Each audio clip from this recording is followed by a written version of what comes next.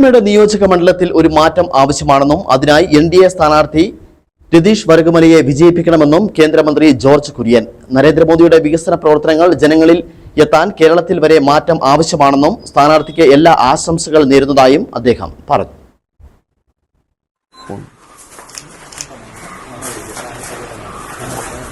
പീരുമേട് നിയോജക മണ്ഡലത്തിലെ NDA സ്ഥാനാർത്ഥി എന്റെ സുഹൃത്തും യുവ സാരഥിയുമായിട്ടുള്ള ചുറുചുറുക്കുള്ള ചെറുപ്പക്കാരൻ ശ്രീ രതീഷ് വരകുമലയ്ക്ക് എല്ലാവിധ ആശംസകളും നേരുന്നു.